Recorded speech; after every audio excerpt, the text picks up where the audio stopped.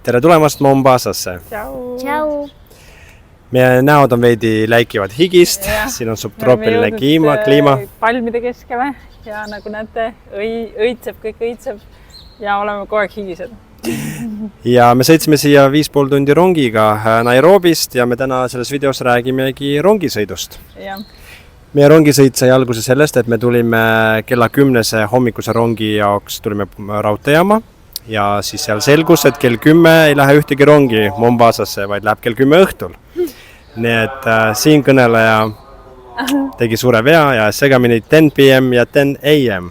Sellest pole midagi, see tegi just head, siis me saime kohvikusse minna ja ka oodata kaua. See meile meeldis. Me võtsime rahulikult, me saime kirjutada oma asju ja nii, väga mõnus oli.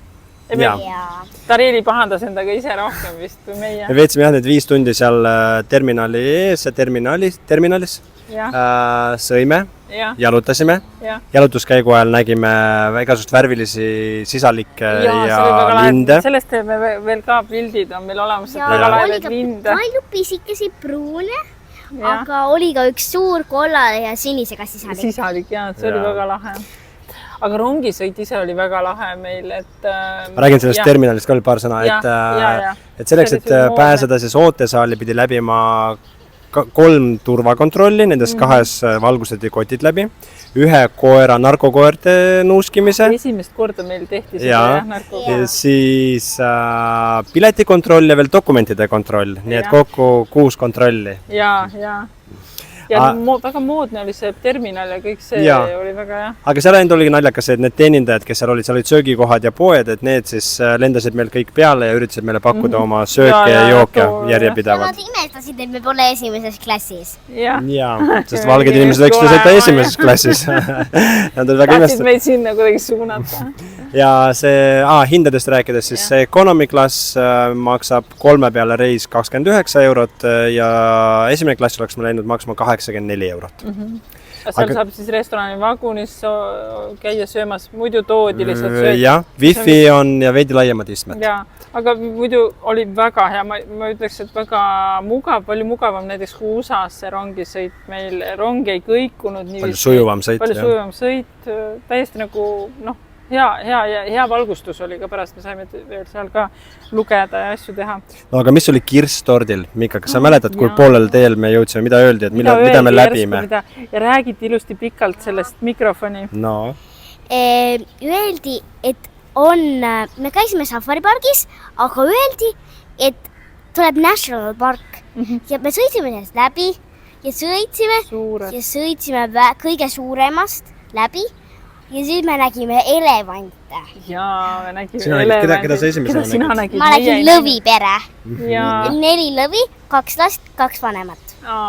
Et see on siis Tsavo nimeline National Park, Tsavo rahvuspark, mis on maailma üks suurimaid ja see on Keenia kõige suurem.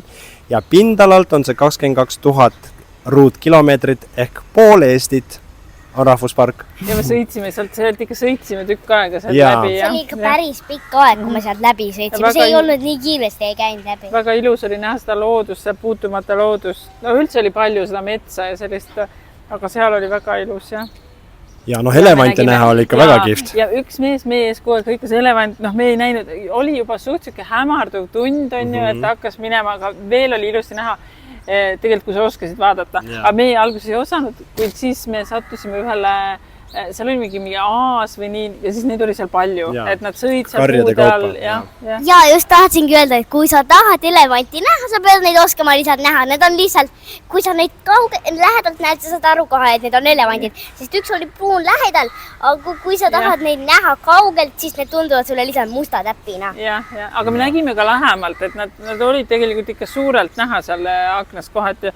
Et selles mõttes oli selline tore üllatus, et me sellest kuidagi ei tea, me arvasime, et sõidame sellest Keenia Nairobi rahvuspargist läbi, aga siis me seda ei osanud oodata, aga tore oli see, et siis stewardess või kuidas nimetakse, rongisaatja siis rääkis ka veidi sellest pikemalt, kust me parasjagu läbi sõidame. ja tee peal oli ka mingi nagu, seal olid aasakesed ja loomi oli ja mina nägin kaamlit, kelle küürude peal oli kirjutatud arv ja ma arvan, et see oli ta nimi. Ahah. Ja me nägime kaamli kasvandust ka, jah, terve, ma ei tea, terve suur hulk aedik oli täis. Hoiatakse kitsi niiviisi, nad olid suht tihedalt seal. Ja. No ühesõnaga, see oli väga tore reis ja me julgeme soovitada seda kõigile. Ja see ei tundunud üldse 6 tundi. Ja 5,5 tundi möödusid väga kiiresti. Oleks tahtnud, et see kestab veel ja veel. No ma ei tea, kas just veel ja veel, aga see oli väga sujuv, mõnus, mugavad istmed, sööki sai. 11 euro eest me saime siis 1 tee ja 3 praadi. Väga maitsvad praadi. Päris okeid, jah. Kartulit ja kana, tavaliselt nad isegi ei tee niiviisi kartulit. Mina võtsin riisi ja kana. Ja sain loomaliha. Nii et väga okei oli, nii et julgeme soovitada ja soodne hind ka. Ja väga hea teenindus ja väga puhas. Puhastati kogu aeg, jah. Nii et selline oli meie rongisõit. Sõitke ka teie. Ja. Tšau! Tšau!